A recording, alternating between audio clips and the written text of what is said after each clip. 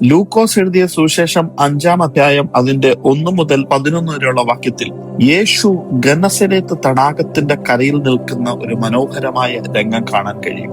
ജനക്കൂട്ടം മുഴുവൻ ദൈവവചനം കേൾക്കുവാൻ യേശുവിന്റെ ചുറ്റും തിക്കിത്തിരക്കുകയാണ്. അപ്പോൾ കരയിൽ 2 വഞ്ചികൾ കിടക്കും. മീൻപിടുത്തക്കാർ വഞ്ചിയിൽ ഇല്ല.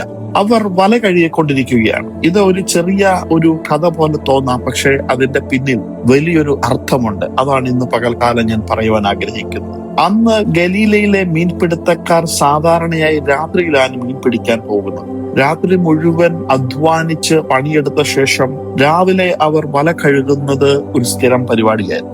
ആ ദിവസത്തെ ജോലി അവസാനിച്ചതിന്റെ അടയാളമാണ് ഈ വല കഴുകൽ എന്ന് പറയുന്നത്. അതായത് പത്രോസിന്റെയും കൂട്ടുകാരുടെയും അവസ്ഥ അതായിരുന്നു. രാത്രി മുഴുവൻ അധ്വാനിച്ചു, വല പലതവണ ഇറക്കി, ശരീരം ക്ഷീണിച്ച് പ്രതീക്ഷകൾ മങ്ങിയ ഒരവസ്ഥ. ഒടുവിൽ ഒന്നും കിട്ടാതെ കരയിലെത്തി ഇപ്പോൾ വല കഴുകി ദിവസം അവസാനിപ്പിക്കുകയാണ്. ഇവിടെ വലിയൊരു ആത്മീയ മർമ്മം ഞാൻ പറയുവാൻ ആഗ്രഹിക്കുന്നു.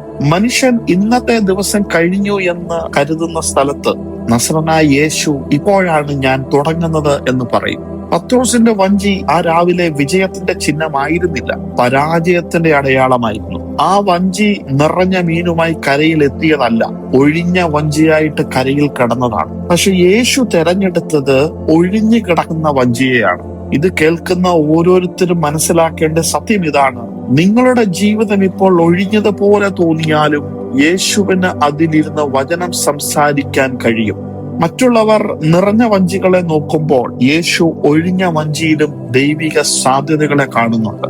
മറ്റുള്ളവർ ഫലത്തെ നോക്കി നിൽക്കുമ്പോൾ യേശു വിളിയാണ് നോക്കുന്നത്. മറ്റുള്ളവർ പരാജയം കാണുമ്പോൾ യേശു അടുത്ത ഒരു വിജയത്തിന്റെ വേദി ഒരുക്കിക്കൊണ്ടിരിക്കുകയാണ്. യേശു പത്രോസിന്റെ വഞ്ചിയിൽ കയറി അവിടെ ഇരുന്നു. പിന്നെ കരയിൽ നിന്നിരുന്ന ജനത്തോട് വചനം സംസാരിക്കുവാൻ തുടങ്ങി. പത്രോസിന്റെ പരാജയത്തിന്റെ വഞ്ചി കുറച്ചു നിമിഷങ്ങൾക്കുള്ളിൽ ദൈവവചനത്തിന്റെ വേദിയായി മാറുകയാണ്. ഇതാണ് കൃപയുടെ സാന്നിധ്യം എന്ന് പറയുന്നത്. യേശു പത്രോസിനോട് ആദ്യം മീനെ കുറിച്ചല്ല സംസാരിച്ചത്, ആദ്യം ദൈവവചനം പറഞ്ഞു. ദൈവവചനം അവന്റെ വഞ്ചിയിൽ ഇരുന്നു കൊണ്ട് പറഞ്ഞു. കാരണം ജീവിതത്തിൽ അനുഗ്രഹം വരുന്നതിന് മുമ്പ് വചനം നമ്മുടെ ജീവിതത്തിൽ സ്ഥാനം പിടിക്കണം.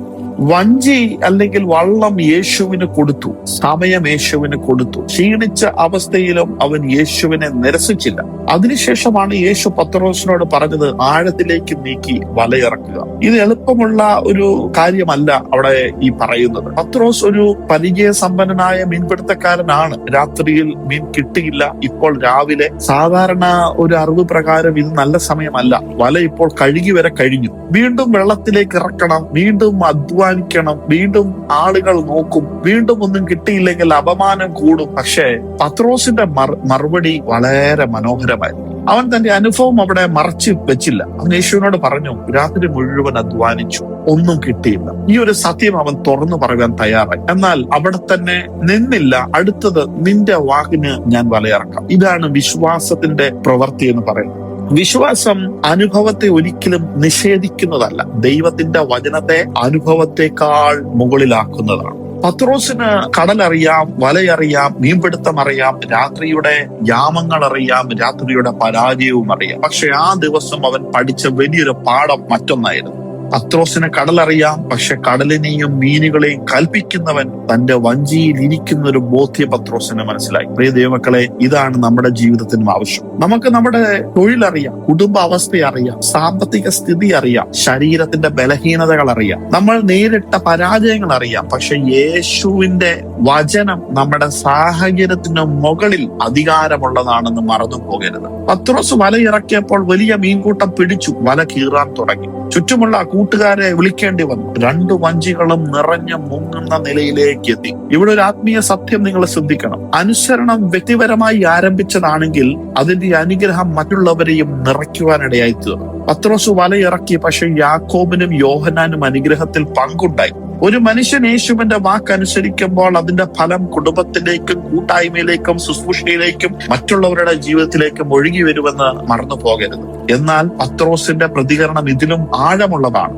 അവൻ മീനിനെ നോക്കി സന്തോഷിച്ചു നിൽക്കാതെ യേശുവിന്റെ കാൽക്കിലേക്ക് വീണു. ഞാൻ പാപിയായ മനുഷ്യൻ എന്ന ബോധം അവന്റെ ഉള്ളിൽ ഉയർന്നു വന്നു. അതായത് അത്ഭുതം അവനെ മീനിലേക്കല്ല, പരിശുദ്ധനായ കർത്താവിങ്കിലേക്കാണ് കൊണ്ടുപോയത്. ഇത് വളരെ പ്രധാനമാണ്. യഥാർത്ഥ അത്ഭുതം അനുഗ്രഹത്തെ മാത്രം കാണിക്കുന്നില്ല, കർത്താവിന്റെ വിശുദ്ധിയെയും നമ്മുടെ ഉള്ളിന്റെ അവസ്ഥയെയുമാണ് അത് കാണിക്കുന്നത്. ഇന്ന് പലരും അത്ഭുതം ആഗ്രഹിക്കുന്നത് കൈ നിറയ്ക്കാനാണ്, എന്നാൽ ദൈവത്തിന്റെ യഥാർത്ഥ ഇടപെടൽ ഹൃദയം തുറക്കാനാണ്. അനുഗ്രഹം കിട്ടുമ്പോൾ അഹങ്കാരം കൂടുന്നുവെങ്കിൽ നമ്മൾ അനുഗ്രഹത്തിന്റെ മർമ്മം മനസ്സിലാക്കിയിട്ടില്ല എന്നതാണ് സത്യം. പത്രോസിന് മീൻ കിട്ടി, പക്ഷെ അവന്റെ ഉള്ളിൽ വിനയമാണ് ജനിച്ചത്. അതിനുശേഷം യേശു അവനോട് പറഞ്ഞത്, ഇനി നീ മനുഷ്യരെ പിടിക്കുന്നവനാകും. ഇതാണ് ഈ സംഭവത്തിന്റെ ഏറ്റവും വലിയൊരു വഴിത്തിരിവെന്ന് പറയുന്നത്. പത്രോസ് മീൻ പിടിക്കാൻ പോയവനായിരുന്നു, യേശു അവനെ മനുഷ്യരെ പിടിക്കുന്നവനാക്കി. അവന്റെ തൊഴിൽ തന്നെ യേശു ഒരു വിളിയുടെ ഭാഷയായിട്ട് മാറ്റി.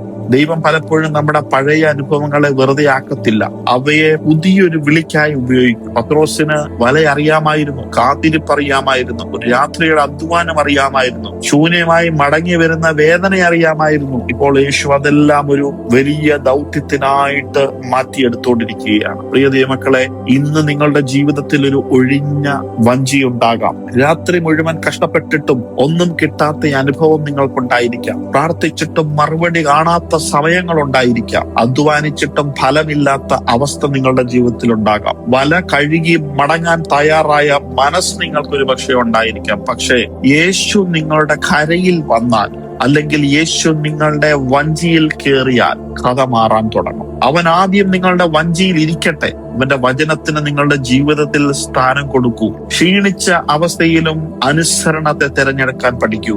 ആഴത്തിലേക്ക് വീണ്ടും പോകാൻ നിങ്ങൾ തയ്യാറാണോ? കാരണം ചില അനുഗ്രഹങ്ങൾ കരയിൽ നിൽക്കുന്നവർക്ക് ലഭിക്കത്തില്ല, ആഴത്തിലേക്ക് നീങ്ങുന്നവർക്കാണത് ലഭിക്കാൻ പോകുന്നത്. ആഴം എപ്പോഴും സൗകര്യമുള്ള സ്ഥലമല്ല, അതങ്ങനെ നിങ്ങൾ തെറ്റിദ്ധരിക്കരുത്. ആഴം ഭയമുള്ള ഇടമാണ്, ആഴം നിയന്ത്രണം കുറയുന്ന ഇടമാണ്, ആഴം വീണ്ടും വിശ്വാസം ആവശ്യപ്പെടുന്ന ഇടമാണ്. പക്ഷെ യേശുവിന്റെ വചനം നിങ്ങളുടെ കൂടെ ഉണ്ടെങ്കിൽ ആഴം ഒരു അപകടമല്ല, അത്ഭുതത്തിന്റെ സ്ഥലമായി മാറും. അതുകൊണ്ട് ഇന്ന് നമ്മൾ ഇങ്ങനെ പ്രാർത്ഥിക്കണം, കർത്താവേ, എന്റെ ഒഴിഞ്ഞ ഈ പടക് നിന്റെ കൈകളിൽ സമർപ്പിക്കുന്നു. എന്റെ പരാജയത്തിന്റെ സ്ഥലത്ത് നിന്റെ വചനം ഒന്ന് വയ്ക്കണമേ. എന്റെ അനുഭവത്തെക്കാൾ നിന്റെ വാക്കിൽ വിശ്വസിക്കാനുള്ള ഹൃദയം എനിക്ക് പകരണമേ. ഞാൻ ഉപേക്ഷിക്കാൻ പോകുന്ന വല വീണ്ടും നിന്റെ കൽപ്പന പ്രകാരം ഇറക്കാനുള്ള ഒരു കൃപ എനിക്ക് തരണമേ.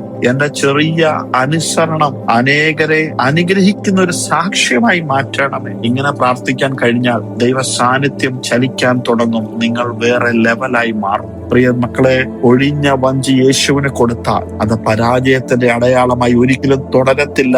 വചനത്തിന്റെ വേദിയും അത്ഭുതത്തിന്റെ തുടക്കവുമായി ദൈവം മാറ്റും. അതുകൊണ്ട് ക്ഷീണത്തിലും നിരാശയിലും നിൽക്കാതെ കർത്താവിന്റെ ആ വാക്കിൽ ആശ്രയിച്ച് വീണ്ടും ആഴത്തിലേക്ക് നീങ്ങാൻ തയ്യാറാണ്. അവൻ നമ്മുടെ ശൂന്യതയെ സാക്ഷ്യമായി മാറ്റുവാൻ സർവശക്തനാണ്. അതുകൊണ്ട് ഈ വചനങ്ങളാൽ ദൈവം എല്ലാവരെയും ധാരാളമായി അനുഗ്രഹിക്കട്ടെ. Have A blessed day.